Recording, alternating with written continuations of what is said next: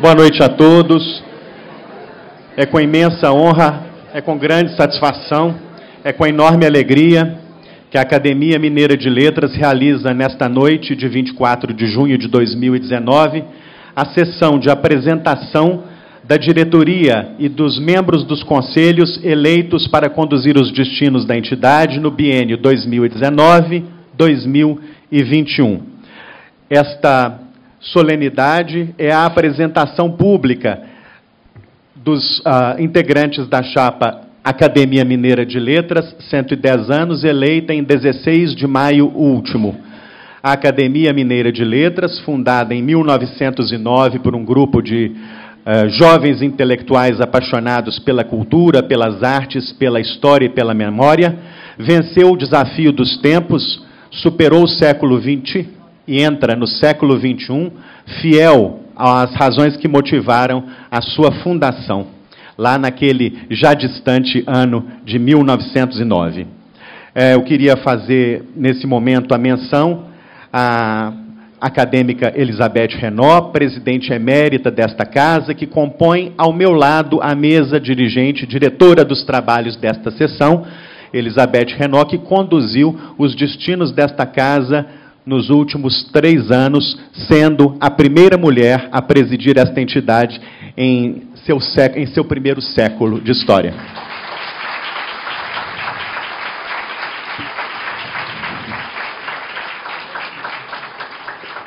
Convido nesse momento para integrar a mesa o cônsul-geral de Portugal em Minas Gerais, o senhor Rui Nuno de Almeida.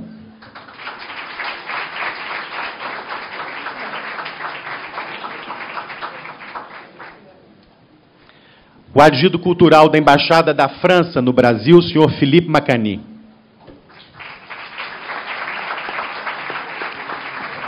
S'il vous plaît.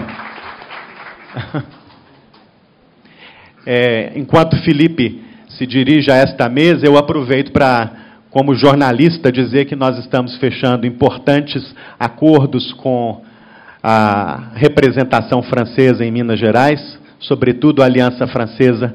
Mais detalhes adiante.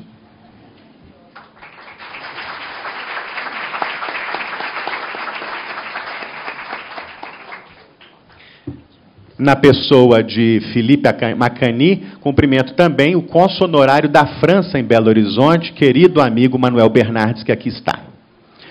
Eu também convido para integrar essa mesa o presidente do Instituto Histórico e Geográfico de Minas Gerais, desembargador Aloísio Alberto da Cruz Quintão.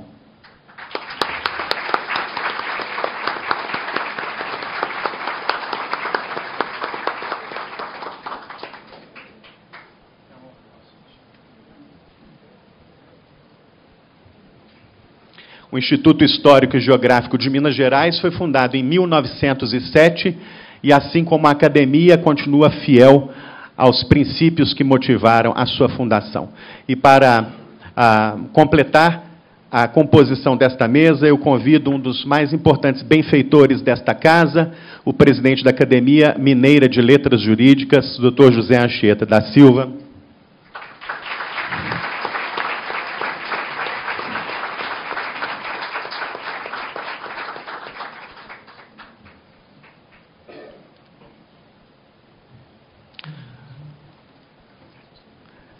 Feita a composição da mesa, eu pediria agora que todos os presentes se pusessem de pé para um minuto de silêncio em favor da memória do acadêmico Ricardo Arnaldo Malheiros Fiuza, que nos deixou na última sexta-feira. Ele foi o 5º ocupante da cadeira de número 7, fundada por Avelino Fóscolo, sob o patrocínio de Luiz Cassiano.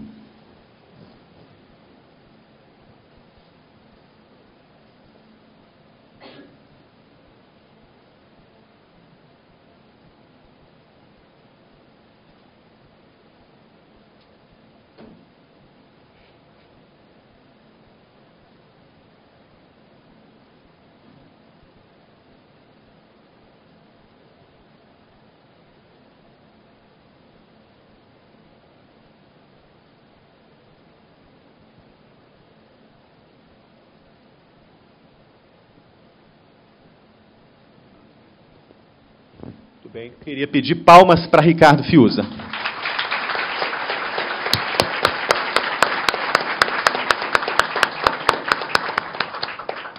Ricardo Fiuza foi um dos mais importantes juristas de Minas Gerais e do Brasil, desempenhou funções importantes no Tribunal de Justiça de Minas Gerais. Aproveito esta referência para cumprimentar todos os integrantes do Poder Judiciário aqui presentes.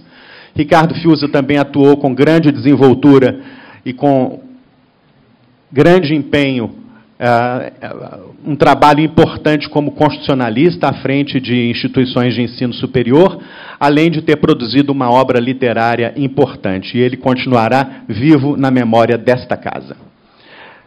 Vamos ouvir agora a execução do Hino Nacional Brasileiro, de novo de pé.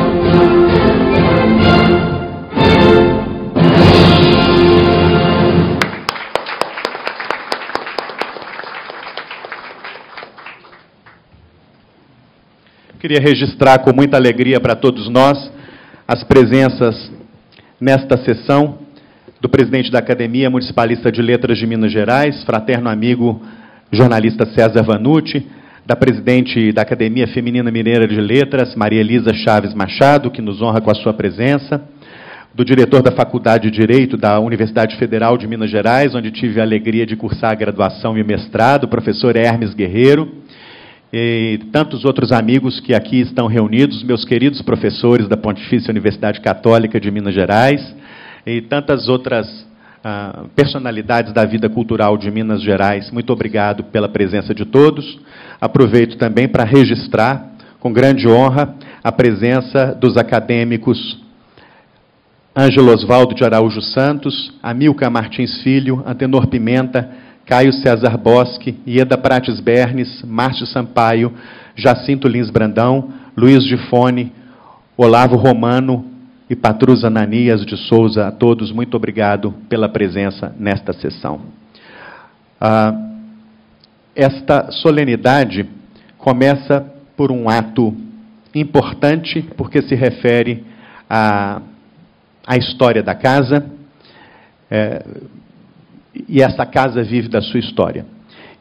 Coube a mim, não é? Eu tenho essa grande felicidade de, nesse momento, poder realizar um mandamento estatutário. Aprovamos há pouco tempo um novo estatuto para esta casa, e que agora diz que a todo aquele que exerceu a presidência da Academia Mineira de Letras cabe o título de presidente emérito desta casa. Então, a mim coube a alegria hoje de entregar 2 desses diplomas. E o primeiro deles eu o faço agora, com muita alegria,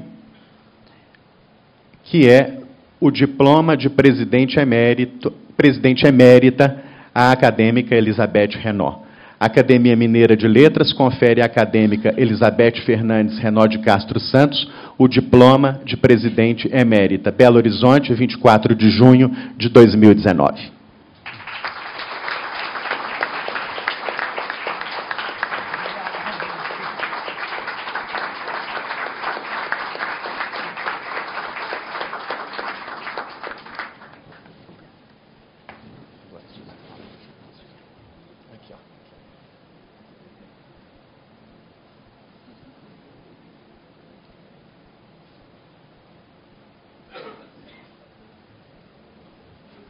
Agradecendo o diploma à hora conferido e também aproveitando para fazer um balanço de sua profícua administração de 3 anos à frente desta casa, passo então agora a palavra à presidente emérita da Academia Mineira de Letras, Elizabeth Renaud.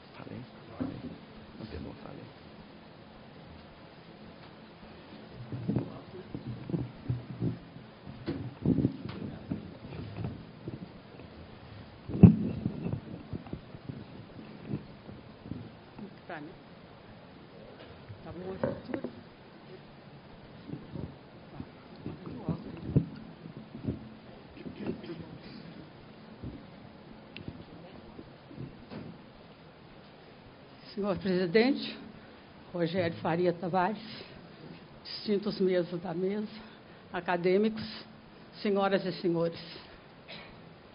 Há precisamente 3 anos, em 2016, fui orgulhosamente eleita a primeira mulher a presidir a Academia Mineira de Letras, 107 anos após a sua fundação, a 25 de dezembro de 1909, em Juiz de Fora. Dirigir uma academia de letras não é tarefa fácil, principalmente quando nos referimos a esta academia mineira que percorre o caminho de desenvolvimento e ascensão. É missão, é desvelo, é desprender-se da vaidade e do temor de insucesso. É mister inspirar-se nos dons espirituais para aurir força e coragem para o desempenho das ações materiais, sociais, documentais, legais e estatutárias requeridas e levadas a bom termo. Recebendo essa dignificante missão, moveu-me o espírito de reconhecimento, sem vanglória, levada pela humildade e vontade de servir, dotes recebidos por herança de meus antepassados, na esperança de contribuir, com mínima parcela que fosse, e firme no propósito de corresponder ao trabalho exigido. Não foi, entretanto, atapetado de flores este lapso de tempo. Agradeço aos queridos acadêmicos a solidariedade e a participação que me acompanharam na realidade construtiva por dedicação ingente. Decepções e frustrações foram relegadas ao esquecimento. Críticas construtivas recebidas são fonte de reparos e crescimentos. Críticas injustas e ferinas não as guardamos no coração. Passam a ser motivo de flexão e estranhamento junto às orações dedicadas a seus autores. Hoje, impõe-se o questionamento às ideias que surgem de modo desordenado, na revolução dos costumes, na imposição de uma crise histórica. Convencionou-se classificar o homem como ser objetivo e a mulher subjetivo. Será este o critério para o século XXI? A mulher que escreve já não se refere a si mesma, incorpora-se ao universo masculino com ideias objetivas.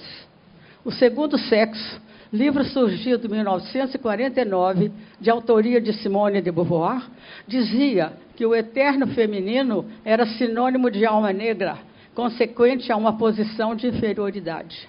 A mulher era considerada pelo homem como um ser autônomo, um elemento do mundo masculino. Ela era um outro. Atualmente, apesar do apoio de ideias e conquistas diversas, a mulher assume, ainda que timidamente, papel coletivo e participante no próprio mundo feminino. Há um processo de mudança. Livra-se ela de peias e epítetos, de lugar marcado na aventura de se descobrir ser. Na sua voz própria, no seu escrever independente, na sua transformação consoante com o mundo em mutação, a mulher inicia a sua escalada com valores de capacidade, construção e dignidade. Um dos meios de que dispõe é a ação eficiente que se faz presença nas empresas, nas artes, na ciência, na literatura. A mulher escritora possui dupla função: a criação da palavra e a criação de si própria. Encarna a palavra, origem e formação da arte. Sua verdade está na expressividade das coisas belas e faz fortificar o desejo de ir além, testemunho de ação e propagação do valor humano. Da primeira pedra colocada aqui, ergueu-se este conjunto primoroso para a edificação da palavra, palco de acontecimentos atuantes na área das letras e das artes. Vários e ilustres intelectuais participaram desse crescimento, dignificando corpos da instituição, uma série de diretorias a se sucederem, dirigentes na administração, técnica, administrativa e cultural, continuação de uma realidade na afirmativa de sua identidade e cidadania. O presidente perpétuo, Vivaldi Moreira, exerceu a presidência de 1975 a 1998. Possuía paixão por essa academia, a lhe correr nas veias. E muito lutou para que da pedrinha inicial surgisse o penedo de letariedade e grandeza que hoje ostenta. Dizia ele que é preciso coragem para escrever, o que às vezes pode faltar para enfrentar o futuro e desafiar a posteridade. Assim, a busca do saber e da experiência pelo trabalho em equipe, desinteressado de honrarias e da vaidade, é dom e esforço para se obter a realização pretendida através do apostolado das letras. Na preservação de sua autonomia e identidade, e compartilhando os valores mais profundos de missão educativa, acham-se as academias de letras, cujos estatutos posicionam os deveres inerentes. Os valores de um passado cultural presentificam-se na vivência do espírito acadêmico, pelas manifestações de consciente modernidade, sem apelos ou política, que as façam sóbrias e louvadas. A cultura é democrática quanto aos princípios que a regem, em busca de uma ação holística que prevê a descoberta da escrita e a disseminação da leitura. É mister perseguir a objetivação do crescimento global produtivo, envolvendo as várias áreas do conhecimento e do florescimento do ser. Ao sobrepor letras e versos da nossa escrita, adquirimos os requisitos para a evolução existencial. No posicionamento cristão, na linguagem bela e cuidada, na dignidade de uma vivência laboriosa, esteja a nossa presença no serviço à coletividade, exercendo política social aliada à cidadania e à ética. A ética passa a ser um fato histórico, na medida que significa a aprovação para o comportamento do homem. A ética implica a ideia de certas formas de ação preferíveis a outras, ligadas a um espírito correto em que o juízo consciente de si mesmo é realidade moral, função social, uma criação humana à luz da consciência, pensamento voltado para os valores chamados direito, saber, arte, sentimento. Vivemos hoje a agonia das palavras que se fizeram alicerces de uma civilização. Virtude, espiritualidade, polidez, predomínio das artes e da cultura e suas normas clássicas. Perde-se ainda o sentimento do tempo em razão da velocidade supersônica, da comunicação cibernética, do excesso de imagens em cenário de força bruta, das guerras, da desvalorização humana. Vivemos e exaltamos uma civilização distante da cultura humanista e cristã, que é espetáculo, cruel representação da nulidade e da inconsequência. Como pressuposto teórico, existe a linha divisória de um maniqueísmo a separar o joio do trigo, origem do agigantar-se o homem na acepção totalizadora do ser, composto de corpo e alma. Neste panorama radical, há que haver a aparição de um instrumental que torne o homem consciente na busca da adaptação às contingências existentes. Na tentativa de compreender o homem e o mundo, a filosofia pretende dar uma visão completa e coerente sobre a existência humana. Aí difere da ciência em sua sistematização, embora a ciência, quando pontifica sua atitude em relação ao universo e ao homem, emerge na filosofia. Se a ciência busca a verdade, a filosofia quer inserir-se no sentido profundo das coisas. William James considera a existência de uma filosofia individual, expressa no que a vida significa para cada um de nós.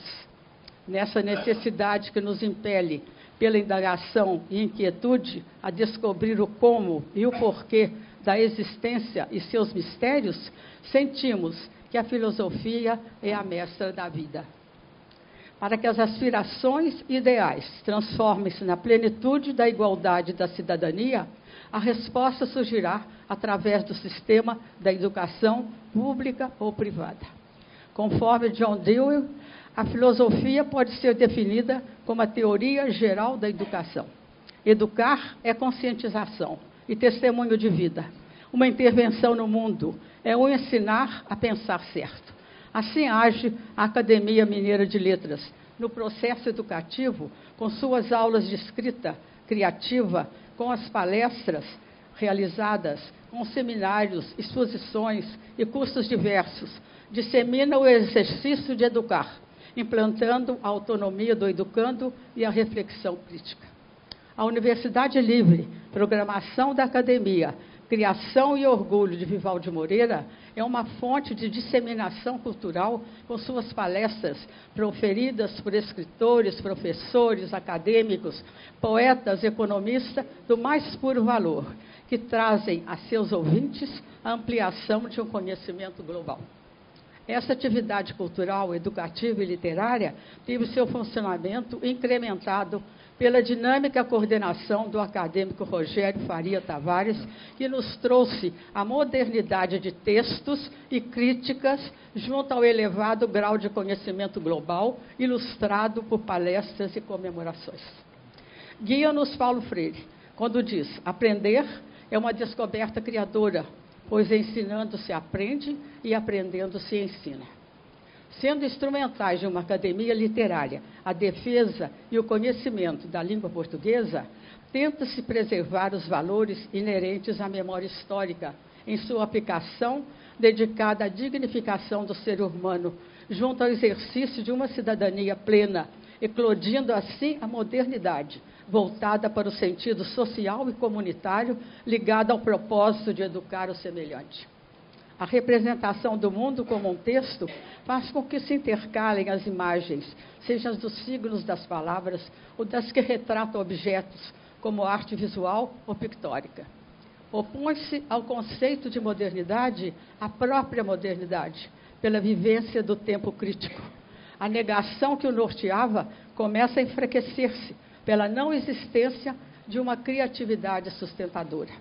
Na era da modernidade, as mudanças são tão rápidas que o futuro se converte no passado. Texto e leitura são convergentes e receptivos à história, à mudança e à identidade. A história passa a ser um texto reprodutor de textos, de que participam as classes sociais. O escritor já não é o autor, é o reflexo das diversas vozes que se convergem para o texto. Passa a ser a voz da linguagem. É sua essa voz, é a de ninguém e é a voz de todos. Essa voz reduplicada, que pode ser inspiração, acaso ou revelação, é sempre a voz de um outro. O primeiro componente de uma associação literária é a palavra, e o seu reino, mundo encantado, significativo, que coloca o homem como o único animal que expressa seus sentimentos pela linguagem articulada, revelando costumes e valores formadores da cultura humana. O fazer literário é dom e manifestação do Espírito Santo. A palavra é contexto de fé, traz vida à própria solidão. Vivendo a palavra, estamos aqui, e nunca estaremos sós enquanto ela preencher com o grão, mínimo que seja, de sabedoria, os pensamentos e a explosão da escrita na ação transformadora da alegria e da completude.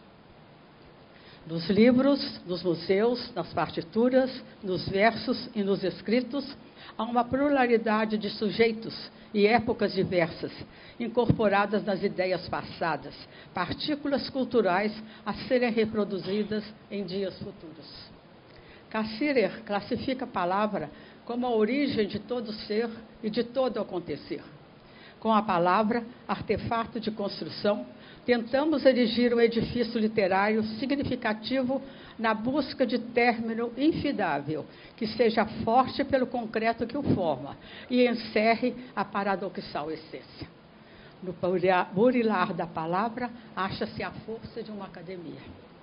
No princípio, nem o verbo existia. O verbo, palavra sonora ou gráfica. E quando lhe veio o dom, o hominídeo fez-se homem. A fala é a graça que premia o homem e o separa dos irracionais. A linguagem articulada traduz as vivências do sujeito.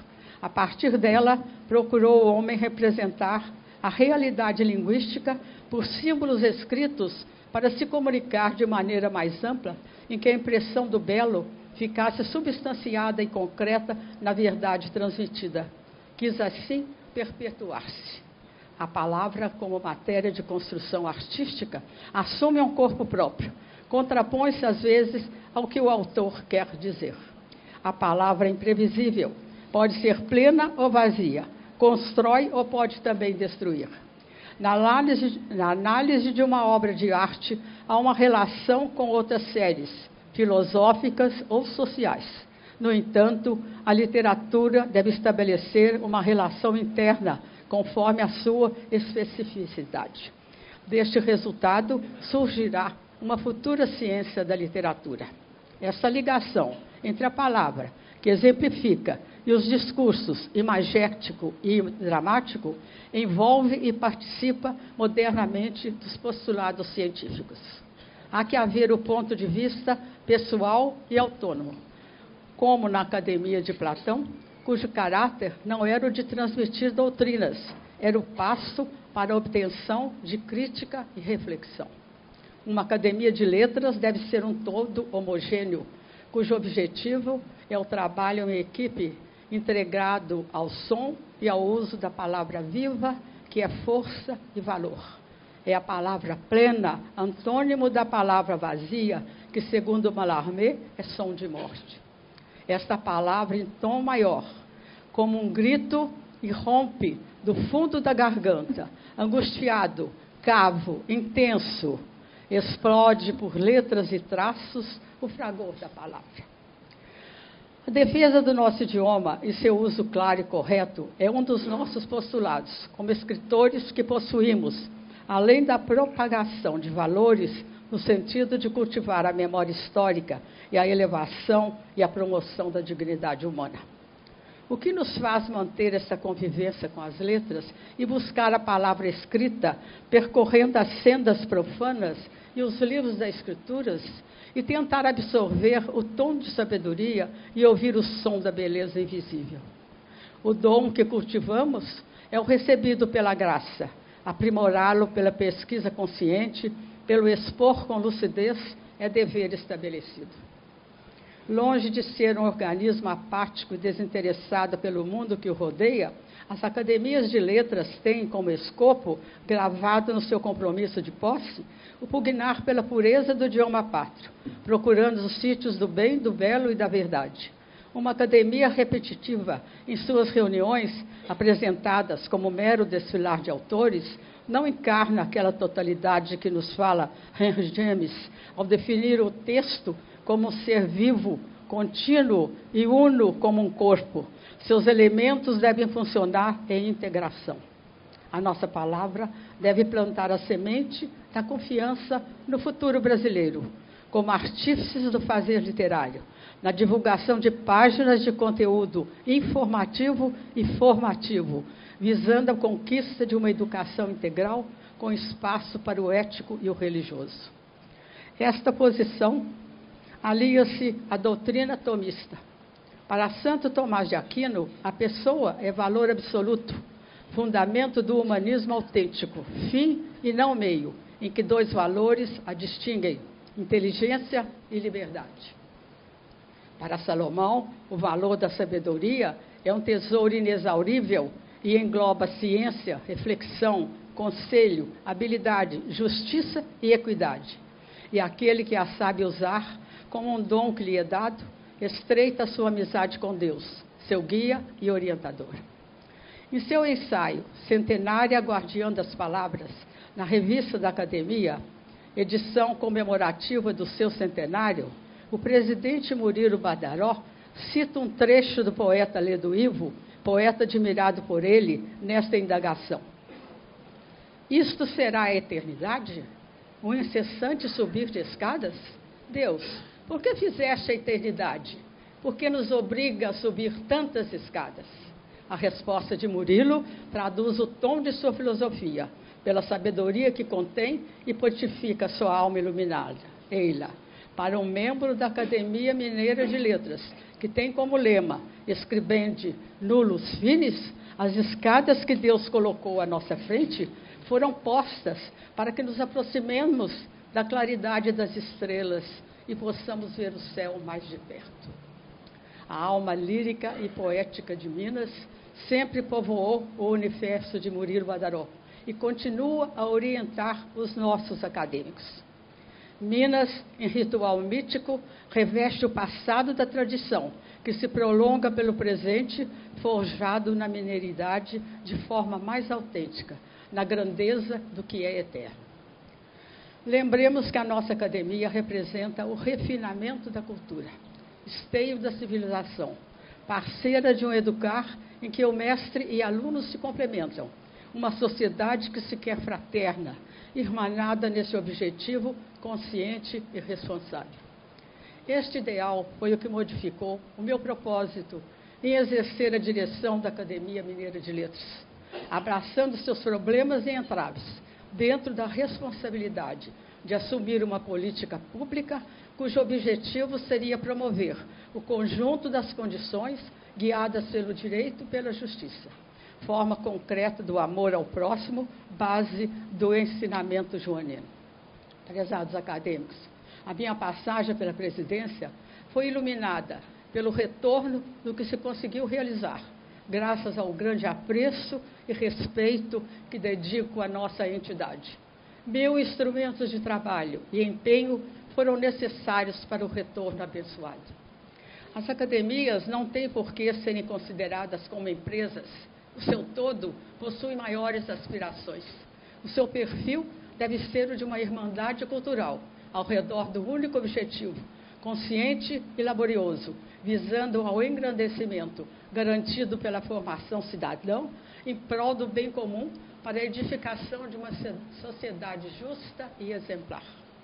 Temos um estatuto reformado e registrado com artigos a serem interpretados pela clareza que contém para evitarem controvérsias. Foram acrescentados o Conselho Fiscal, o Conselho do Acervo Bibliográfico e Documental e o Conselho da Revista. Foi elaborado e registrado o regimento interno da Academia Mineira de Letras, o primeiro desde a sua fundação. Contamos com a colaboração dos acadêmicos, com a participação em reuniões e assembleias, para que chegássemos a um consenso. Nossa bandeira, símbolo cívico, está presente em todos os acontecimentos, emoldurando o palco deste auditório. Foram instalados 2 corrimãos na escadaria principal do Solar Borges da Costa, visando a segurança do público. Essa necessidade foi aprovada pelo IEFA e pelo Patrimônio Histórico Municipal, demandando várias entrevistas, documentos, reuniões, ofícios, apresentação de projeto aprovado e sua especificação. Foi inaugurada a nova sala da presidência, com móveis de estilo que estavam encostados e foram restaurados e ocupam a entrada do solar, uma providência de acordo com a nobreza da sede da academia. Foram reparadas as instalações e cômodos do porão para correção de infiltrações e mais consertos necessários, pinturas, etc. A manutenção da sede é feita minuciosamente, visando sua conservação. Quando assumi a presidência, a situação financeira era caótica, faltavam recursos para as menores despesas. Recebemos a cobrança de IPTU atrasado, nunca foi pago, do lote anexo. Com o auxílio do Dr. José Anchieta da Silva, foi conseguido eliminar, sustando esse pagamento. No entanto, os juros deveriam ser saldados. Este pagamento foi parcelado. Durante esses 3 anos, vimos pagando, religiosamente, mensalmente, essa quantia. Em março de 2019, conseguimos quitar totalmente essa dívida. Aliás, não deixaremos dívida nenhuma. Nossa contabilidade é exata. As reuniões da diretoria e gerais foram realizadas, como reza o estatuto, todas as terceiras quintas-feiras de cada mês. Com grande satisfação, após voltas e contravoltas, papéis, documentos, procurações e auxílio de vários amigos, conseguimos, neste mês de março, regularizar o lote 9, hoje 4Y, em que se encontra edificado o auditório Vivário Moreira, em que estamos, que não existe legalmente. A revista da Academia Mineira de Letras, número 78, referente a 2018, publicação preciosa, continente de prosa e verso dos mais brilhantes de autores consagrados, representante da cultura e da literatura, destinada a desaparecer por falta de patrocínio, veio à luz. Foi assinado um contrato com a Prodenge, em que assumimos o pagamento de grande parte da edição. Importante foi o auxílio e esforço de nosso acadêmico Manuel Higino para que isso acontecesse.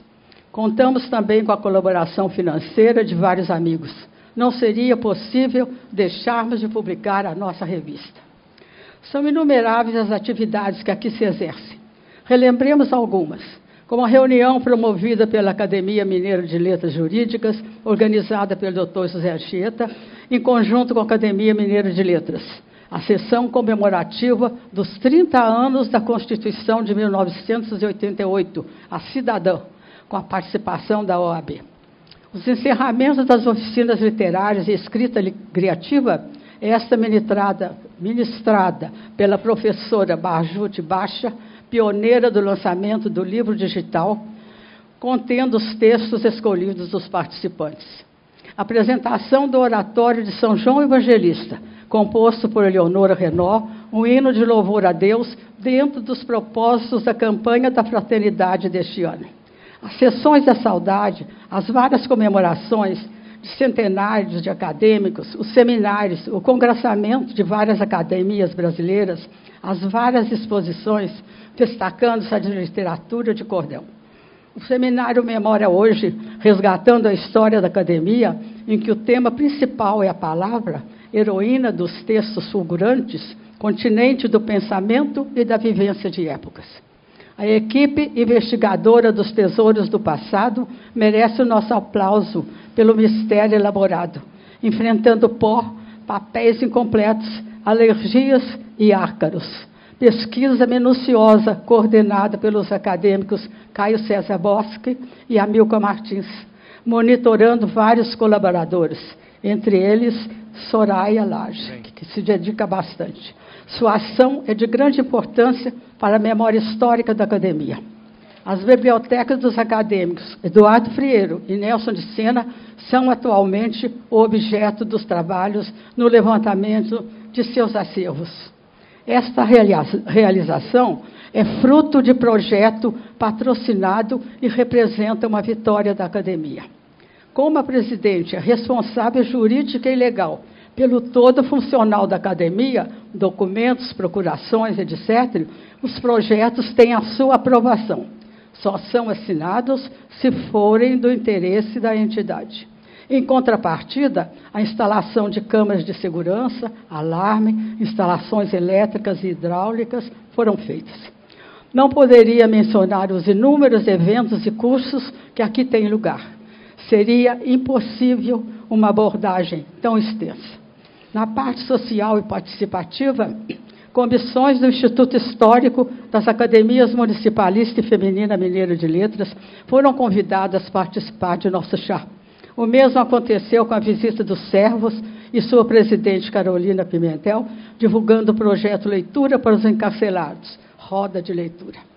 Todas as indicações para a escolha dos agraciados para receberem as medalhas da Inconfidência e Santos Dumont foram aprovadas e aceitas pelo Conselho da Medalha pela excelência dos indicados. Foram realizadas intervenções reparadoras no edifício, consertos em vazamentos, mobiliários, pintura, etc. Quero agradecer ao núcleo de projetos, cujo trabalho incansável é grande colaborador dos acontecimentos e decisões. Inês Rabelo, Flávia Queiroz, Guto. Continuo trabalhando para o bem da academia. Apesar de todo esforço e do grande auxílio do Dr. Stanley Favoreto, que tem se mostrado incansável, ainda não conseguimos o registro da escritura do Solar Borges da Costa. Chegaremos lá. E chegaremos essa semana. Conforme a informação que eu recebi agora, o nosso registro da escritura será assinado essa semana. Para Marília Guilherme e Carmen Elizabeth, que sempre me acumularam de cuidados e afeto, diligentes no cumprimento de seus deveres, meu abraço amigo de agradecimento. Também ao Davidson e ao Roberto, o meu apreço pela sua presteza e gentileza. Procurei seguir os ensinamentos de nosso acadêmico, Dom Valmor Oliveira de Azevedo, quando escreve: fazer sempre o bem, e fazer bem o que se faz. São esses os princípios éticos que devem orientar a vida de todos para que floresçam as potencialidades sociais, políticas e culturais da sociedade. A simplicidade desses princípios tem força para operar transformações e recompor a moralidade no tecido cultural, pois a cultura desprovida da moralidade conduz a sociedade rumo a fracassos. Isso é o que tentei fazer, estar atenta à própria interioridade, despertando a dinâmica educativa e indispensável para que, da minha pequeneza, pudesse cumprir o papel requerido. Meus cumprimentos à diretoria que se imposta hoje. Desejo felicidades ao nosso novo presidente da Academia Mineira de Letras, Rogério Faria Tavares, confiando na sua capacidade de gestão consciente a ser coroada pelos votos que faça a Deus, que lhe conceda os dons, além dos dotes formativos que ostenta, tolerância e fortaleza, para conduzir este barco problemático. Espero que a Academia Mineira de Letras navegue agora em águas mais tranquilas e serenas, na continuidade de sua tradição eterna de modelo exemplar. Muito bem.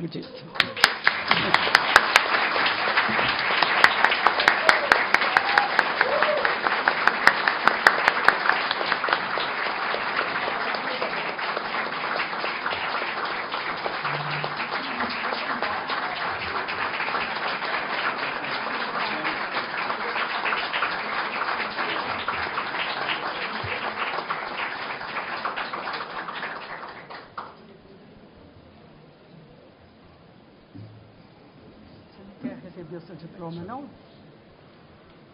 Rogério. Certo. Você não quer receber o seu diploma? Obrigado. Muito bem. Eu queria dizer que foi um privilégio ouvir esta oração da nossa presidente emérita, Elizabeth Renault. Enfim, aqui celebramos juntos hoje mais um capítulo da nossa história e, alimentados pela nossa história, que reunimos forças para seguir em frente. Mais um capítulo da história da Academia se escreveu entre 2013 e 2016, quando Olavo Celso Romano exerceu a presidência desta casa. Ele que foi o antecessor de Elizabeth Renault. Como eu já informei anteriormente, coube a mim o privilégio de entregar a Elizabeth Renault o diploma de presidente emérita, e agora cabe a mim a imensa alegria de entregar a Olavo Romano o diploma de presidente emérito. Eu peço que o Olavo se dirija aqui à tribuna para que eu possa fazer a entrega.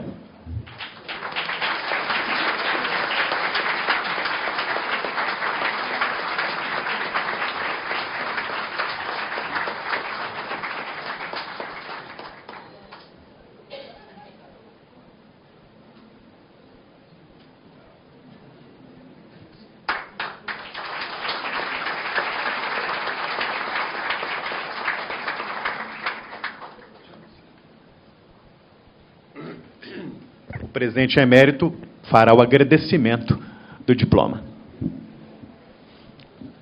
Meu caro presidente Rogério, querida presidente emérita Elizabeth Renault, senhores membros da mesa, caros acadêmicos, meus amigos, minhas amigas que estão aqui essa noite. Meu primeiro desafio agora é falar pouco, né? Os que me conhecem talvez duvidem disso. Não é, Letícia? Mas vou fazer isso, vou fazer. Duas palavras. Uma é de reverência a todos que nos antecederam, seja no plano institucional, quer dizer, aqueles 12 apóstolos que em 24 de dezembro de 2009, em Juiz de Fora, fundaram essa casa, e aqueles que, no plano pessoal, da vida de cada um de nós, tiveram os sonhos e os labores, os trabalhos, os suores que permitiram que cada um de nós estivesse no lugar em que a gente se encontra hoje. Então, é com profunda emoção que eu lembro a minha ascendência de uma avó analfabeta, eu vou ser rápido, que pagou o curso normal da tia mais velha para encaminhar os irmãos. Foi esse passo de privilegiar a educação que permitiu que eu estivesse hoje aqui nessa tribuna. Eu acho que cada um de nós deve ter histórias mais expressivas, mais bonitas, por isso a gratidão. A segunda palavra é que eu me lembro da oportunidade e do privilégio de ter presidido essa casa por 3 anos, dos muitos desafios, e eu quero agradecer a todos que me ajudaram a dar um salto de qualidade que hoje se reconhece. As pessoas dizem mais isso do que eu próprio acho. Mas houve um inegável salto de qualidade na perspectiva, na gestão, na maneira de conduzir essa casa. Isso é claro que eu estava apostando numa coisa, talvez numa miragem, mas que ela se tornou real, porque muita gente sonhou comigo. E hoje, pela generosidade do Rogério, eu sou diretor tesoureiro dessa casa. Dá para rir, né?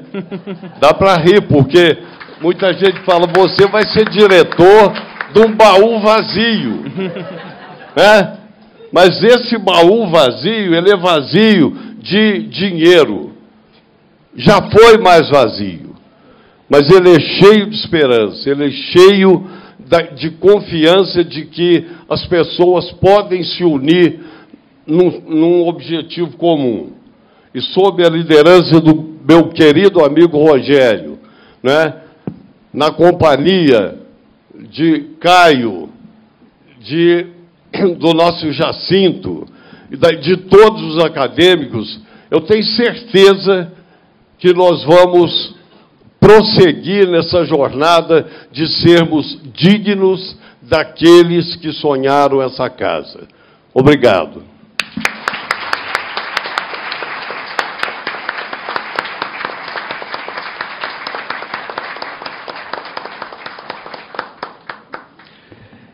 Muito bem.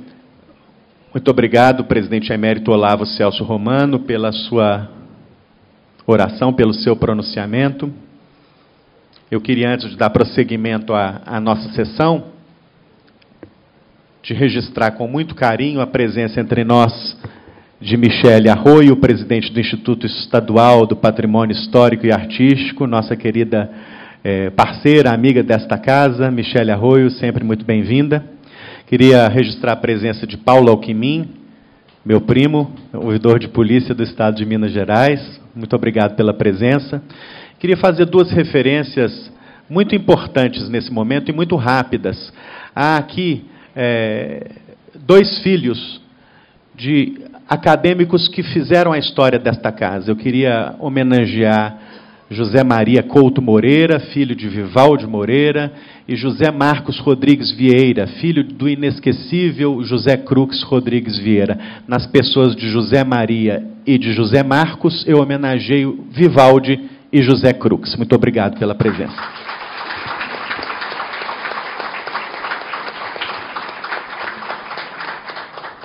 Rapidamente, nós agora vamos fazer uma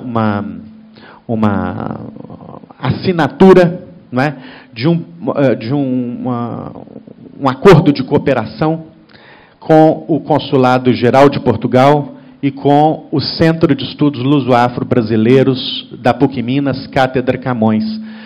É ato inaugural desta presidência a instituição do Biênio da Língua Portuguesa. Durante os próximos 2 anos, vamos dedicar intensas atividades à promoção e à divulgação da língua portuguesa. Eu queria, então, convidar o senhor cônsul Rui Nuno de Almeida, por favor, Rui Nuno de Almeida, e a coordenadora do Centro de Estudos Luso-Afro-Brasileiros da PUC Minas, Cátedra Camões, professora Raquel Beatriz Guimarães, a se dirigirem à tribuna desta casa para a assinatura desse termo, por favor.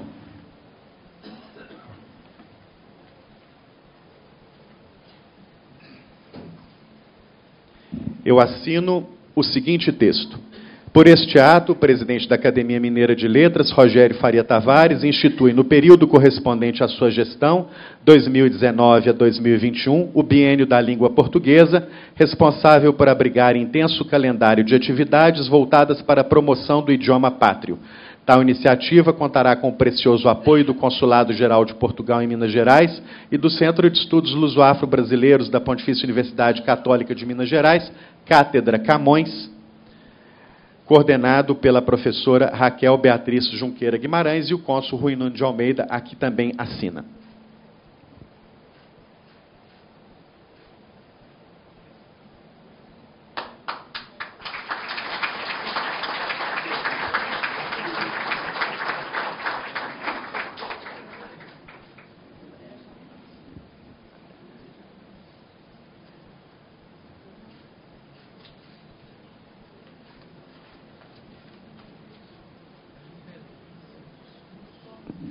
Para suas palavras, a professora Raquel Junqueira. Boa noite a todos. Para o Centro de Estudos Luso-Afro-Brasileiros da PUC Minas, é uma satisfação muito grande poder participar de mais esta iniciativa de divulgação da língua e da cultura portuguesa. Nossas atividades são sempre voltadas para este fim, tanto do ponto de vista dos estudos linguísticos, como da literatura e de todas as artes expressas em língua portuguesa. Então, é uma satisfação fazer parte de mais essa iniciativa. Obrigado. Cônsul.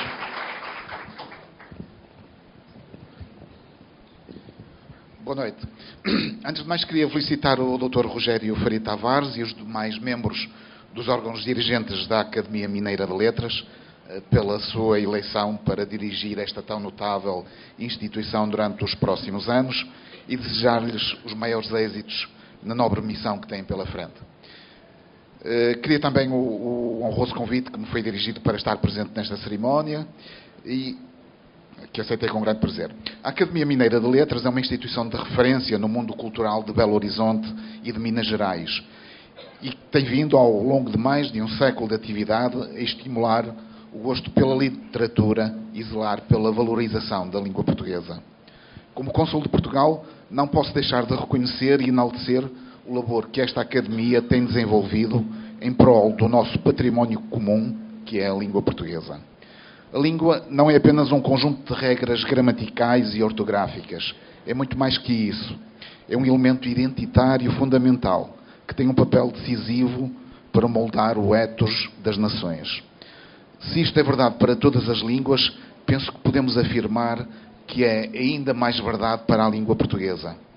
Não é por acaso que o Dia de Portugal é o dia da morte de Luís de Camões, o autor do poema épico que glorifica Portugal e os portugueses. Mostra a importância que atribuímos à cultura e, em especial, à língua. Por isso, Fernando Pessoa escreveu, num texto que ficou famoso, que a minha pátria é a língua portuguesa. Nesse mesmo texto ele dizia, embora manifestando um alto sentido patriótico, dizia-se indiferente a uma eventual invasão estrangeira. Isto mostra a convicção de que, enquanto tivermos a nossa língua, não perdemos a identidade, continuaremos a ser o que somos. A língua é um instrumento que permite aos povos perpetuar a sua cultura, seja através da escrita, seja através da comunicação oral. E a língua é também a matéria-prima da literatura. É nesta língua que trabalharam e se expressaram nomes como Fernão Lopes, Gil Vicente, Camões, Eça de Queiroz, Machado de Assis, Carlos Drummond de Andrade, Guimarães Rosa e tantos outros que engrandeceram. A língua portuguesa constitui também um traço de união entre os países que integram a comunidade dos países de língua portuguesa, a CPLP, e entre os cerca de 250 milhões de pessoas que a usam como língua materna. É uma língua cuja importância não se limita ao fator identitário e ao facto de ser um elemento agregador entre os países que a têm como idioma oficial. É uma das línguas mais faladas do mundo e a mais falada no Hemisfério Sul, graças ao Brasil. É língua oficial em várias organizações internacionais, como a União Europeia, a Organização dos Estados Americanos, a União Africana ou a Conferência Ibero-Americana. Por tudo isto, a defesa e promoção da língua é uma das prioridades do governo português no domínio da política externa cultural. Creio poder afirmar que o Brasil partilha esta mundividência e estes objetivos. E somos acompanhados pelos outros países de expressão oficial portuguesa. A promoção da língua comum é um dos 3 eixos fundamentais da CPLP, um compromisso assumido por todos os países que a integram. Aqui em Minas Gerais, a Academia Mineira de Letras é a entidade literária máxima. Ganhou este estatuto por mérito próprio, pelos muitos e bons serviços prestados à causa, e é sobre ela que recai, em larga medida, a missão de velar nestas terras por este bem imensurável que é o idioma que falamos, fomentando o gosto pela leitura e divulgando e valorizando o que de melhor se vai fazendo na nossa língua. Por estas razões, foi com a maior honra que assinei este convénio entre a Academia Mineira de Letras, o Consulado de Portugal e o Centro de Estudos Luso-Afro-Brasileiros da PUC. Um convénio que tem em vista a organização de um biênio da língua portuguesa, como o Dr. Rogério Faria Tavares já referiu. Termino renovando ao Dr. Rogério Faria Tavares e aos membros da nova direção e dos conselhos da Academia Mineira de Letras os meus votos de muito sucesso nas novas funções que exercem.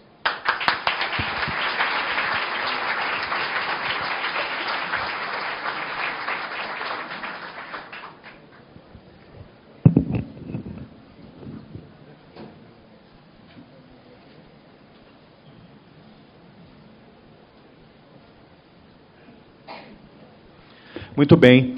Eu agora gostaria de chamar à tribuna da Academia para assinar a folha própria os componentes desta diretoria.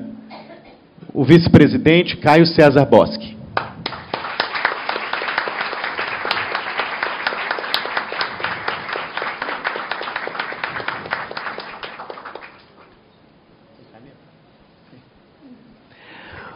O secretário-geral Jacinto José Lins Brandão.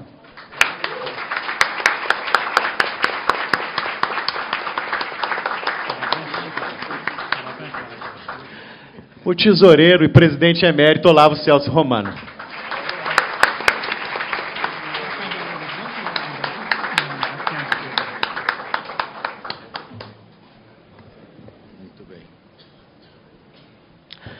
Agradeço profundamente aos três confrades a confiança, o apoio, o carinho.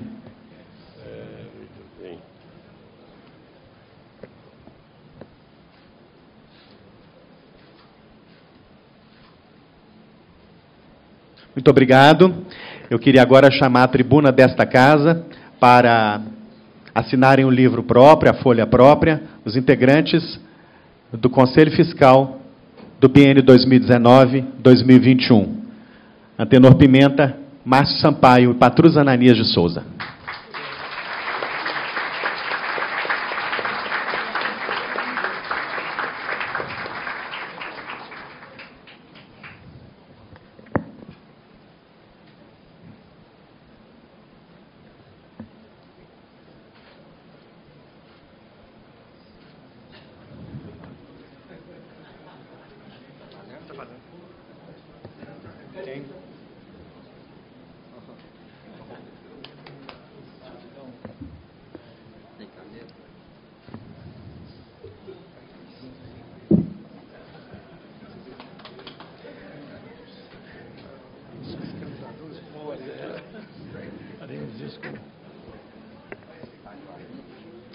Muito obrigado. Antenor, Márcio. Em nome do Conselho Fiscal, fala o acadêmico Patrus Ananias de Souza. Muito obrigado. Patrus, por favor. Posso falar no nome do senhor?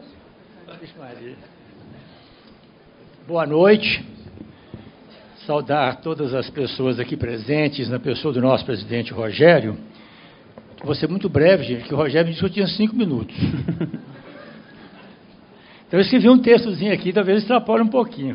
Mas, quando o nosso presidente Rogério me telefonou e me delegou essa honrosíssima função, eu fiquei pensando e, de repente, eu recebi uma visita de 2 pessoas que marcaram muito a minha vida. Vou prestar homenagem a eles, que me visitaram naquele momento. Homenagem a 2 mestres acadêmicos. 1969, 2019, meio século. Tempo que registra e faz perdurar 2 encontros inesquecíveis que me acompanham vida fora. Alceu Amoroso Lima, Tristão de Ataíde e Edgar de Godói da Mata Machado.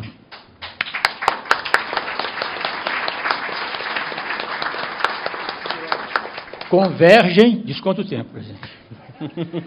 Convergem, coloquemos os dois presentes no nosso tempo, convergem na inteligência e na cultura humanística, Alceu no ensaio e na crítica literária, Edgar no pensamento jurídico e político.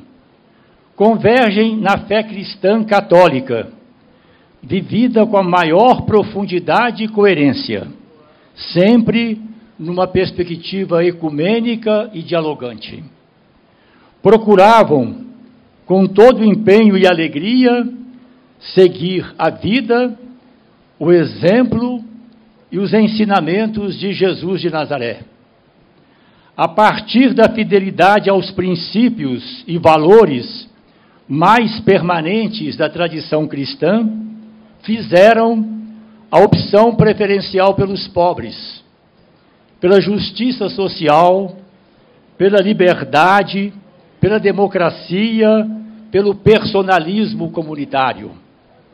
Alceu e Edgar partilharam o mesmo entusiasmo com a obra de Jacques Maritain, que trouxe o tomismo ao século XX, e nela introduziu, preservando a sua essência, os valores democráticos referentes aos direitos humanos, fundamentos basilares do Estado democrático de direito.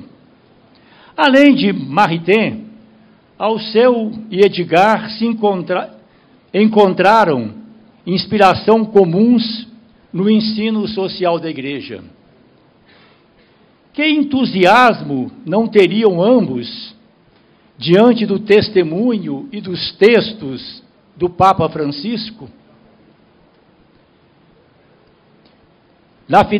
No entusiasmo com a revista e movimento Esprit, vinculados ao talento e à generosidade de Emmanuel Mounier, na refletida militância do padre Lebret, nas reflexões de Teilhard de Chardin, dialogando com a ciência moderna, especialmente as teorias evolucionistas, na contemplação engajada e comprometida de Thomas Merton, no existencialismo cristão de Gabriel Marcel.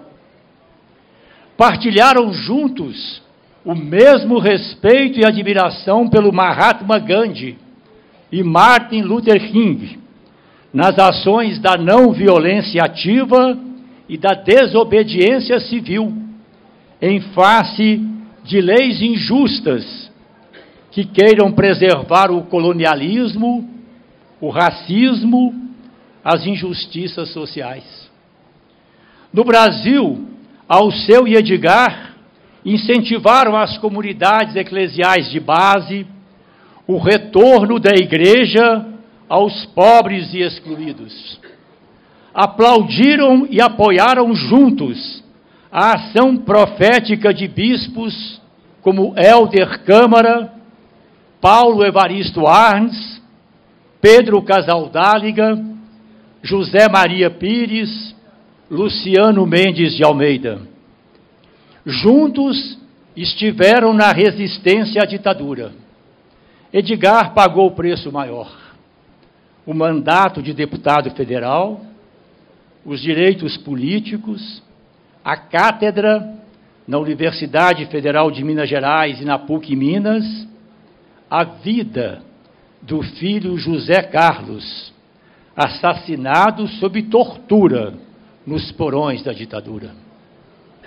Tinham a vocação de acadêmicos, como professores universitários e integrantes, respectivamente, das academias brasileira e mineira de letras. O espírito acadêmico que eles bem viveram pressupõe o gosto pelo diálogo, a convivência com os diferentes, o respeito à liberdade de pensamento e de expressão cultural e artística. Esse é hoje o grande papel das academias. Não ceder às tentações do obscurantismo e do pensamento único. Buscar os espaços da diversidade e do pluralismo. Alceu e Edgar, fiéis aos seus, nossos valores e convicções, sabiam respeitar o outro, os outros, os que pensam e vivem de forma diferente, na busca de espaços superiores de conhecimento, saber e convergências. É o que precisamos hoje no Brasil. Ideias, pensamentos, existências como Alceu e Edgar, que saibam, na sua diversidade, construir os espaços comuns da boa e fraterna convivência, da grande prosa do mundo. Muito obrigado. Maravilha.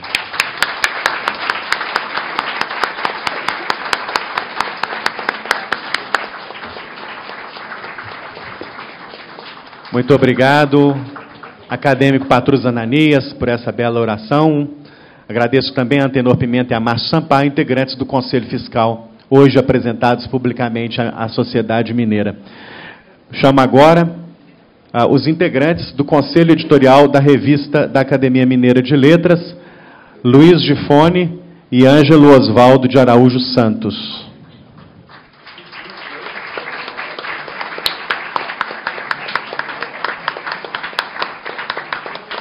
O terceiro integrante deste conselho é o querido confrade Manuel Higino, que está, neste momento, em outra solenidade, em favor da Santa Casa de Misericórdia, instituição a que ele dedica a sua vida, tem dedicado a sua vida por tantas décadas.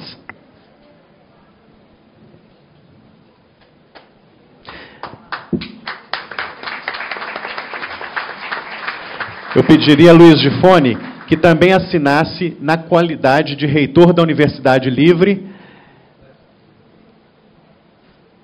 que é uma função fundamental para o andamento dos trabalhos desta casa. Gifone é o novo reitor da Universidade Livre. Muito bem, em nome do Conselho Editorial, fala Ângelo Osvaldo de Araújo Santos. A pessoa mais importante não está aqui. É quem deveria estar conosco, Manuel Higino dos Santos, grande jornalista, escritor, tradutor, estudioso de Shakespeare, provedor da Santa Casa, onde realiza um trabalho benemérito, e editor da nossa revista. A revista tem mais de 80 anos, é uma das publicações mais antigas de Minas Gerais, e nós devemos nos empenhar muito para que ela tenha continuidade, para que ela prossiga, e apesar de todas as dificuldades, a revista impressa ainda é um empenho da academia, e nós esperamos que ela possa ser também impressa, além de ser veiculada pelos meios eletrônicos modernos. Mas essa revista é um patrimônio da casa, e é assim que nós vamos cuidar dela, sob a direção permanente de Manuel Higino dos Santos. Nós estaremos aqui, Gifone e eu, ao lado dele, e de todos os demais acadêmicos, nessa linha de manter a nossa grande revista. Muito obrigado. Muito obrigado, Gifone. Muito obrigado, Ângelo. Finalmente, convido agora os integrantes do Conselho do Acervo Bibliográfico e Documental, de novo, Caio Bosque, Jacinto Lins Brandão e Amilcar Martins Filho.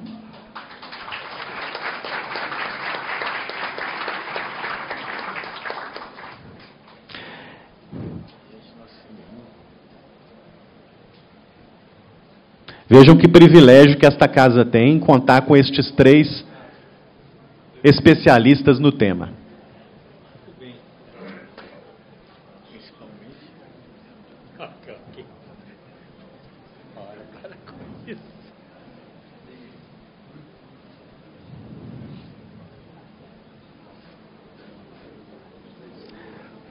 Muito obrigado, Amilcar. Em nome do Conselho, fala o acadêmico Caio César Bosque, também vice-presidente desta casa.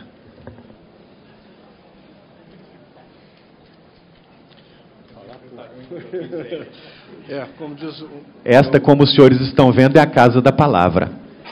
É a Casa da Palavra, mas, como já me repreendeu aqui o Amilcar, é um improviso escrito. Mas um improviso, como estão vendo, de poucas anotações.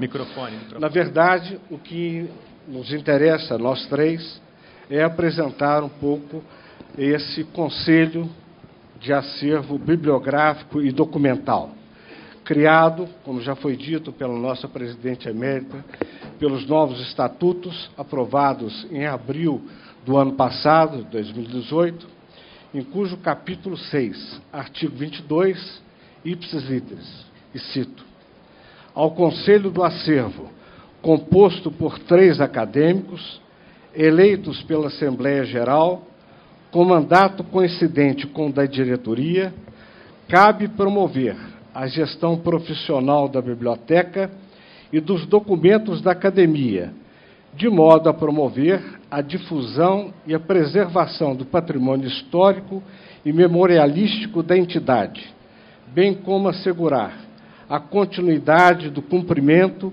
da política de desenvolvimento do acervo. Com base nesses parâmetros, e ainda que antes dessa aprovação do texto estatutário, já no núcleo de acervo se constituiu em fins de 2017.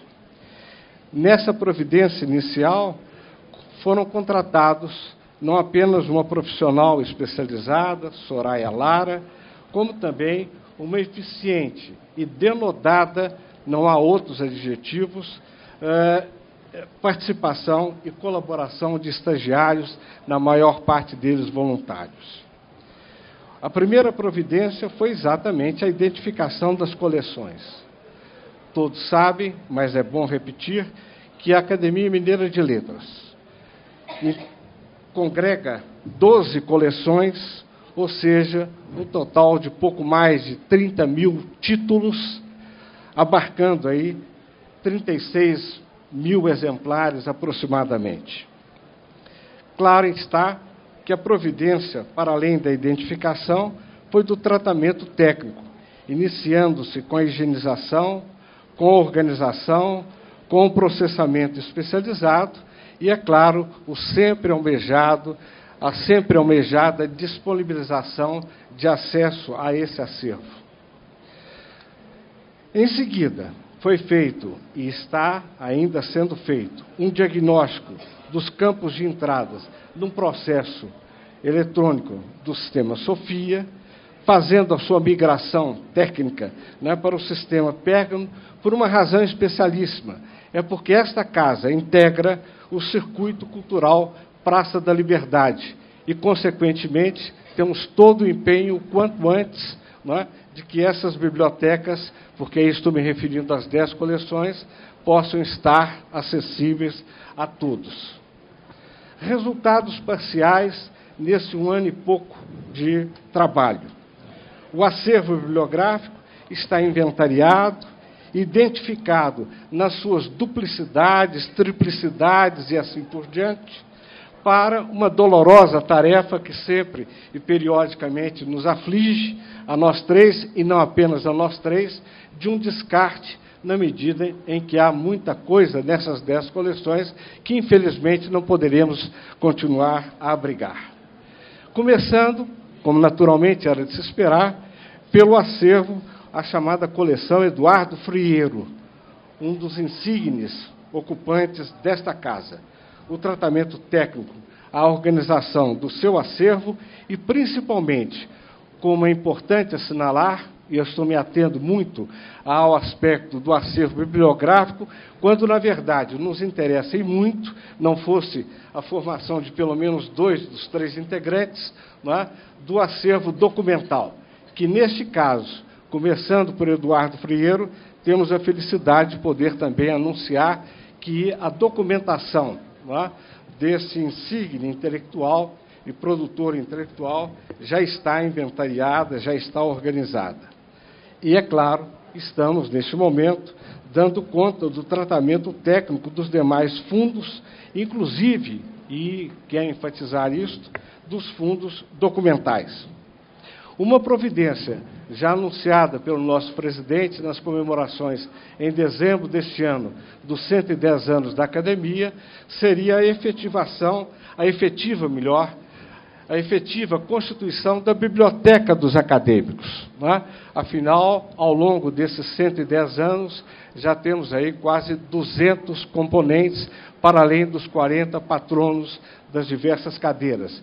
E é natural que cuidemos, não é, com maior afinco, da constituição do acervo da produção intelectual desses que por aqui passaram e dos atuais ocupantes, evidentemente. E, claro, dentro também desse empenho nas comemorações dos 110 anos, a efetivação de um dicionário biobibliográfico, não é, desses ocupantes das cadeiras ao longo desses 110 anos. As perspectivas, portanto, a nosso ver, são as melhores possíveis e temos, nós três, a pretensão, e creio que factível, de no próximo ano, 2020, estarmos em condições, como anunciado aqui, de proporcionar a efetiva integração das bibliotecas, das 10 coleções que compõem o acervo bibliográfico e também documental da Academia Mineira de Letras ao circuito cultural Praça da Liberdade, o que significa efetivamente fazer desta uma casa de cultura acessível a todos e não apenas aos seus integrantes. Muito obrigado. Muito bem. Muito obrigado a Amilcar Martins Filho, Jacinto Lins Brandão e Caio Bosque. Antes de fazer o encerramento com minhas brevíssimas palavras, eu não vou deixar de fazer aqui uma homenagem que é fundamental. E os senhores vão me permitir fazer essa homenagem. Eu sou um jornalista. Ao longo da minha vida profissional, eu tive a alegria de conhecer aqueles que a mim estenderam a mão, com afeto, generosidade, disponibilidade, e eu vou citar o nome deles porque eles estão aqui hoje para minha alegria. A minha primeira madrinha profissional, ali está, Soraya Vasconcelos.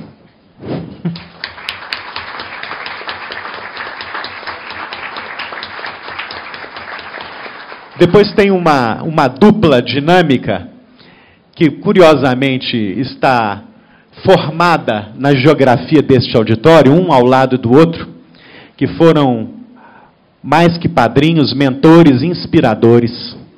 Lauro Diniz e Nereide Beirão.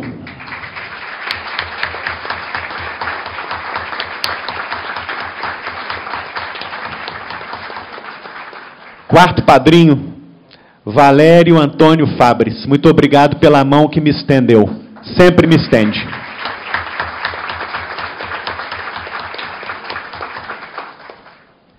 Agora, uma homenagem especial a alguém cuja generosidade permitiu que eu me aproximasse desta casa, que o destino me aproximasse desta casa.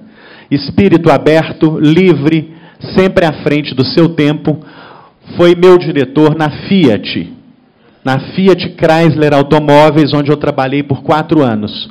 E foi graças a ele que foi criado o projeto O Autor na Academia, que durante 3 anos trouxe a esta casa de várias partes do país intelectuais brasileiros para falar gratuitamente ao público da cidade. E aí a minha amizade com esta casa se intensificou. Então eu devo a ele, Marco Antônio Lage, essa oportunidade. Muito obrigado. Me perdoem essa digressão de caráter muito pessoal, como diria o meu velho pai, mas ela é imperativa. Para terminar.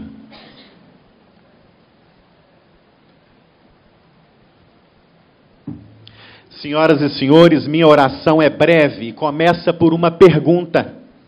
O que fazemos todos nós nessa noite, em pleno século XXI, na sede de uma instituição fundada em 1909? O que nos tirou do conforto do nosso lar ou das atividades regidas pelas tecnologias digitais ou pelas redes sociais, marcas do nosso tempo. Talvez a saudade de uma época em que as pessoas se encontravam de verdade, olho no olho, sem a mediação da tela do celular. Afinal, a academia nada mais é que o lugar de convivência real, fraterna, suave e elegante em torno do que satisfaz a nossa alma, a cultura, as artes, a educação, a história e a memória. Foi assim que as academias surgiram, ainda na Grécia Antiga, em 387 a.C., quando Platão resolveu fundar uma escola livre perto de Atenas, nos jardins dedicados a academos. Tal prática se disseminou pela região e vigorou por 900 anos. Em 529 d.C., por ordem do imperador romano Justiniano, todas as academias foram fechadas. Com a Renascença italiana, elas ressurgiram. Primeiro em Florença, em 1440, com a fundação da Academia Platônica. Tempos depois, na França, na Espanha e em Portugal. Os bons ventos do iluminismo, a partir do século XVII, também foram fundamentais para garantir às academias uma posição mais segura. Do outro lado do Atlântico, no Brasil colônia, houve a Academia Brasílica dos Esquecidos e depois a dos Renascidos. A Academia Científica do Rio de Janeiro durou 7 anos, até ser esvaziada por razões políticas. A Sociedade Literária do Rio de Janeiro, também do século XVIII, durou 8 anos, até ser finalmente fechada em 1794, acusada de participar de um movimento pela libertação da colônia, no episódio que ficou conhecido como a Conjuração Carioca. No campo das letras, a primeira academia republicana foi a do Ceará, surgida em 1894. A Academia Brasileira de Letras veio 3 anos depois, em 97, fundada por Machado de Assis, Olavo Bilac, Rui Barbosa e Joaquim Nabuco. Inspiradas em seu modelo, vieram a Pernambucana de Letras, em 1901, e a Paulista de Letras, fundada em novembro de 1909, um mês antes do surgimento da Academia Mineira de Letras, em 25 de dezembro, em Juiz de Fora, há 110 anos. É a afeição pelo legado das gerações passadas que me leva a reverenciar pelo menos alguns daqueles que antes de mim tiveram a alegria de presidir essa casa. Entre as 21 personalidades que comandaram os destinos da academia desde o seu surgimento, escolho citar Eduardo de Menezes, o presidente fundador. Nasceu em Niterói, no Rio de Janeiro, graduou-se em Letras e em Medicina. Foi membro da Academia Imperial de Medicina. Estudou na Europa, com Pasteur e com Charcot. Em Juiz de Fora, para onde se mudou por motivo de saúde, fundou a Sociedade de Medicina e Cirurgia, a Escola de Farmácia e Odontologia e a Faculdade de Direito. Mário Franzen de Lima foi o presidente que fundou a Revista da Academia Mineira de Letras em 1922. Um dos criadores da entidade foi um aclamado poeta parnasiano, assim como seu tio, Augusto de Lima, presidente de honra desta casa. Formado em Direito, foi promotor de Justiça, professor, jornalista, dirigiu a imprensa oficial e o arquivo público. Foi Elie Menegali, o presidente que conseguiu a primeira sede própria para a Academia Mineira de Letras em Belo Horizonte, viabilizada pelo prefeito Otacílio Negrão de Lima em 1950. Nascido em Juiz de Fora, em 1903, Elie Menegali foi poeta, jornalista e servidor do Ministério da Educação. Sua filha, Berenice Menegali, é há décadas uma das personalidades mais amadas da cultura de Minas Gerais. José Osvaldo de Araújo presidiu a academia entre 65 e 66. Nascido em Dores do Indaiá, foi banqueiro e prefeito de Belo Horizonte. No campo da cultura, lecionou na Faculdade de Filosofia da Universidade de Minas Gerais, foi poeta e jornalista, um dos primeiros a identificar o gênio de Carlos Drummond de Andrade. Seu neto, o acadêmico Ângelo Osvaldo de Araújo Santos, é reconhecidamente uma das inteligências mais notáveis que Minas gerou para o Brasil nas últimas décadas. Vivaldi.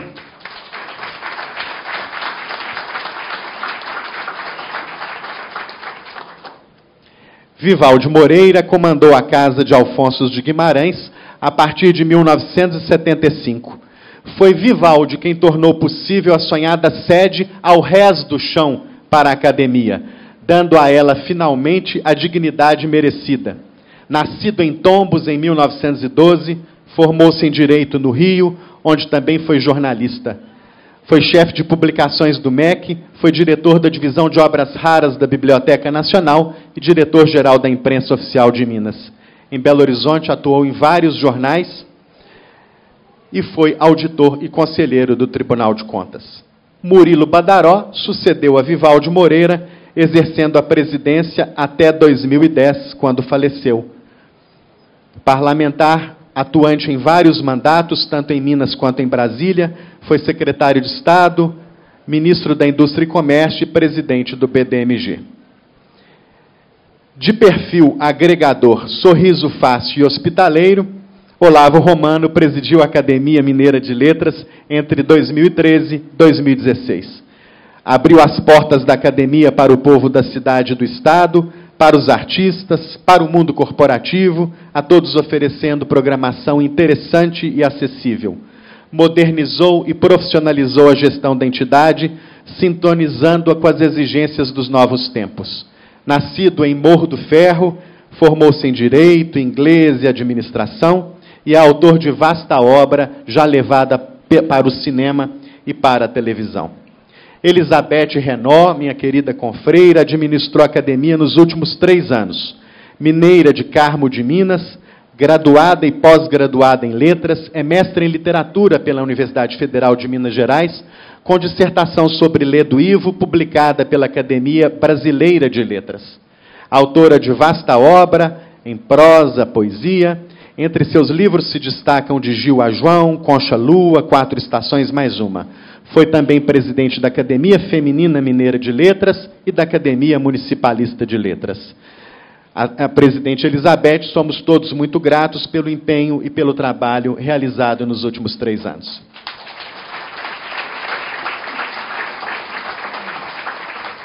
Pois bem, volto agora à pergunta inicial. O que nos reúne hoje aqui?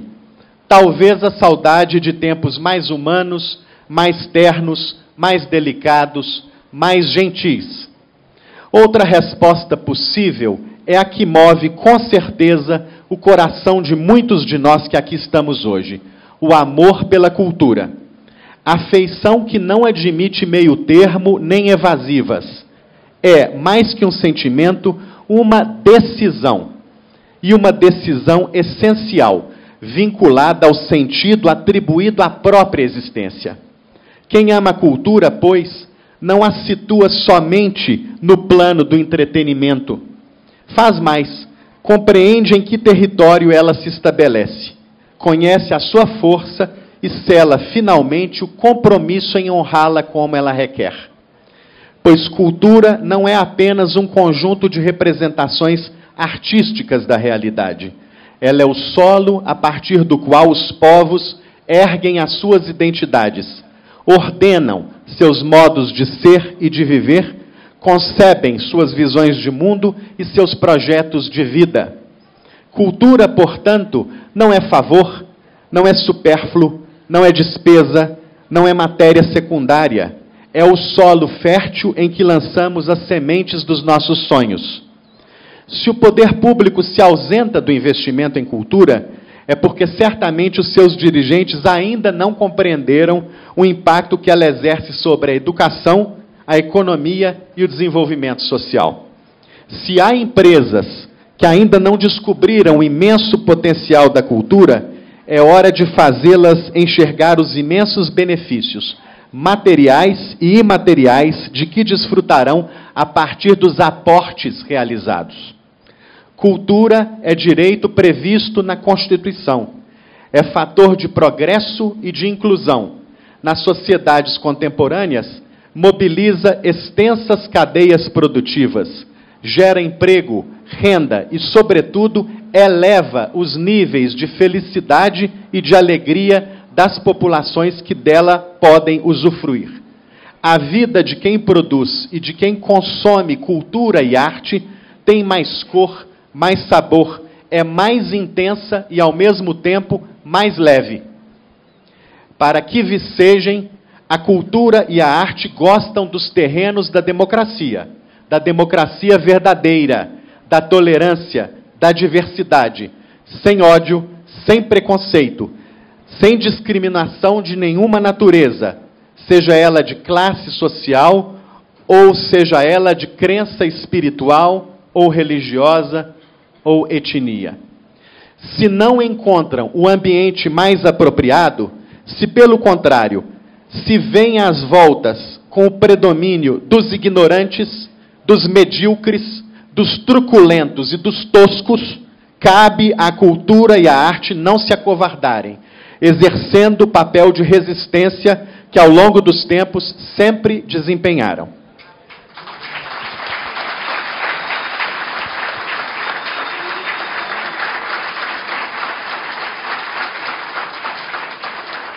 Porque quem faz cultura e arte é, acima de tudo, corajoso, valente, rema muitas vezes contra a maré, enfrenta desafios terríveis de toda a ordem e precisa seguir em frente. É sobre essa gente que falo agora. Rendo todas as minhas homenagens aos pintores, aos escultores, aos artistas performáticos, aos músicos, aos bailarinos, aos chefes de cozinha e, como é esperado de quem ocupa a tribuna desta casa, aos poetas e aos prosadores, sem esquecer daqueles que viabilizam a publicação e a repercussão do trabalho de poetas e prosadores, agentes literários, revisores, editores, livreiros, professores, críticos, jornalistas e divulgadores culturais, estejam eles na universidade e na imprensa, estejam eles na internet e nas redes sociais. Somos uma espécie encantada pelo fenômeno da linguagem. Se nos diferenciamos dos animais pela coluna ereta, dispensada pela evolução de arrastar-se pelo chão, e pelas mãos livres para trabalhar e para criar, também nos distinguimos pela faculdade de nomear as coisas e de atribuir significado a elas. Mais que isso, somos capazes de narrar, de contar histórias que interessam e sensibilizam. Expressão da alma que irrompe no corpo, a língua é um dos mais valiosos presentes, professor Jacinto, que recebemos dos deuses. É o que nos permite ir da intenção ao gesto, do vago ao articulado, do murmúrio à palavra. Não há experiência que prescinda do verbo. Nada melhor, portanto, que cultivá-lo com o zelo merecido, respeitando o seu poder e rejeitando com veemência o seu uso leviano, irresponsável, tolo ou destrutivo que afasta as pessoas umas das outras. Também nos reúne aqui hoje o nosso imenso apreço pela língua portuguesa, uma das razões que justificam a existência desta casa. Legada pelos colonizadores portugueses, esses navegadores destemidos, ela cruzou o oceano para fincar raízes profundas entre nós. Enriquecida pela contribuição dos que forjaram a nacionalidade brasileira, como os índios, os africanos, os italianos, os árabes, os japoneses, entre outros, a chamada última flor do Lácio é o universo no qual movemos a nossa imaginação e a partir do qual nos integramos à lusofonia, comunidade de milhões de pessoas espalhadas por diferentes continentes, falando português, cada uma a seu modo. Se Fernando Pessoa um dia disse: "A minha pátria é a língua portuguesa", Mia Couto falou mais recentemente: "Minha pátria é a minha língua portuguesa". José Eduardo Agualusa sempre ressalta: a língua é uma construção conjunta. Nélida Pinhon acentua: os inventos verbais dessa língua que peregrina pela Península Ibérica, pela África, pela Ásia, pela nossa América, trazem a chancela natural da transgressão. Ela arrasta consigo a luxúria, mesmo quando confrontada com experiências radicais, místicas, vizinhas do abismo de Deus. Fecha aspas para Nélida Pinhon. Cabe a nós flagrar os movimentos do idioma, estudá-los e difundi-los, sobretudo junto às novas gerações. Não foi outra razão que me levou a instituir como primeiro ato desta presidência e como uma das marcas inspiradoras deste mandato, o Biênio da Língua Portuguesa. Eu aproveito como jornalista para anunciar que o primeiro convidado que vai abrir o calendário de atividades do Biênio é o queridíssimo embaixador Lauro Moreira, que foi o primeiro titular da representação brasileira junto à comunidade dos países de língua portuguesa. Lauro Moreira já confirmou sua presença em agosto nessa casa. O indivíduo que domina a sua língua em sua expressão oral e escrita não vive em seu país na condição de pária, de excluído ou de refém. Eleva-se ao patamar de cidadão, titular de direitos, autor de sua própria biografia. O culto à literatura e aos livros é algo que também motiva o nosso encontro nessa noite. Objetos misteriosos, os livros prometem a revelação de segredos. Sedutores acenam com a solução de charadas.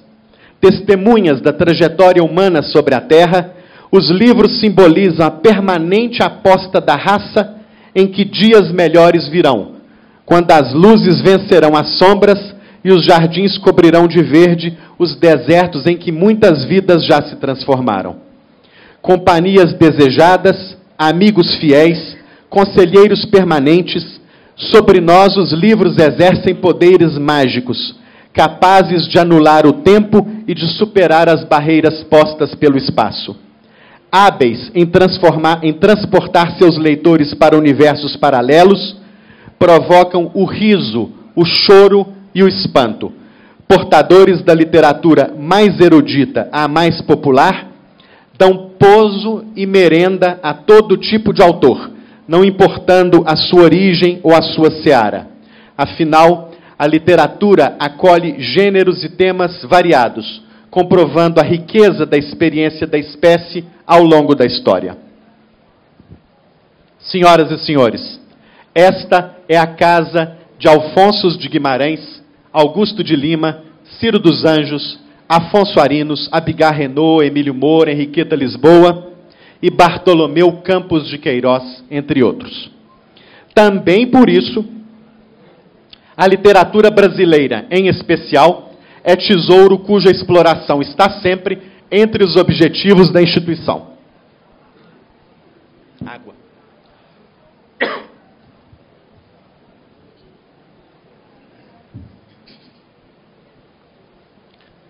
A literatura... Obrigado, presidente Anchieta. Também por isso, a literatura brasileira, em especial, é tesouro cuja exploração está sempre entre os objetivos da instituição. Se duas das primeiras manifestações da nossa produção literária, o barroco e o arcadismo, já mereceram da academia o interesse devido, o que veio depois também foi alvo de atenção qualificada, como o romantismo, realismo, naturalismo, modernismo na prosa e o simbolismo, parnasianismo e, de novo, modernismo na poesia. A literatura contemporânea não é esquecida, ensejando eventos nesta casa que refletem com inteligência sobre seus escritores, estejam eles incluídos e validados pelo sistema literário, estejam eles às margens, nas periferias, lutando para serem editados, ouvidos e lidos, professor Ivete. Afinal, a academia não é apenas o lugar do cânone, do consagrado, da tradição. Ela deve ter a vista larga, que alcance o novo, o experimental, o transgressor e o imprevisto.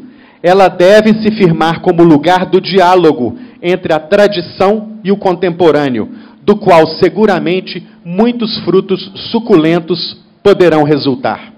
A academia não defende esse ou aquele gosto literário. Esse não é o seu papel.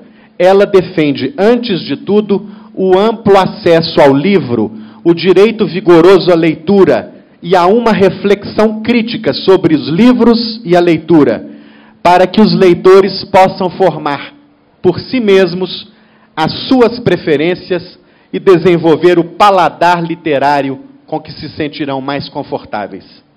Tal atitude faz parte de uma crença firme. A literatura e os livros são essenciais para a educação do povo. Sem educação, não existirá o amanhã. O compromisso mais alto da nação deve ser com uma educação de qualidade, com professores respeitados, bem pagos, que desfrutem de plena liberdade de cátedra e que assegurem uma formação cidadã, humanística e integral às crianças e aos jovens brasileiros.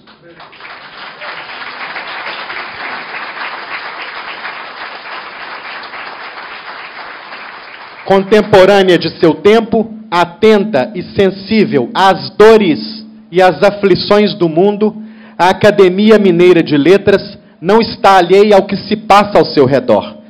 Sabe ler a realidade com argúcia e compaixão. Não desconhece os imensos desafios postos à sociedade brasileira hoje. Solidária, participa da vida da comunidade com a disposição de prestar serviços que sejam relevantes. Para isso, esta casa investe na gestão do seu acervo, que vamos abrir em breve a consulta pública, e esta casa continua a oferecer gratuitamente programação cultural rica e variada, que desperta o interesse das pessoas e contribui efetivamente para o seu aprimoramento pessoal e profissional. Como visto, minha responsabilidade não é pequena. Só aceitei a convocação de meus colegas, no entanto, porque sabia que podia contar com eles. Sendo o mais jovem dos integrantes desta casa e, portanto, o que mais tem a aprender com seus confrades e as suas confreiras, jamais me atreveria a exercer a sua presidência sem o sólido amparo de todos, aos quais, mais uma vez, agradeço a imensa confiança e a grande generosidade. Durante os próximos 2 anos, estejam certos, não pouparei esforços para dar a essa casa o que ela merece e para entregar à comunidade o que ela espera. Para isso, será preciso caminhar ao lado de uma equipe de funcionários, parceiros e patrocinadores que sejam entusiasmados e apaixonados pelo campo da cultura e das artes. Minha palavra final é uma exortação, é um convite. Venham a esta casa, frequentem este auditório, acompanhem a nossa programação. Esta casa estará sempre de portas abertas aos que apreciam uma convivência agradável e aos que se alimentam do pensamento, da reflexão, da crítica e, sobretudo, do diálogo franco, mas cordial, num ambiente em que ninguém é dono da verdade. Muito obrigado.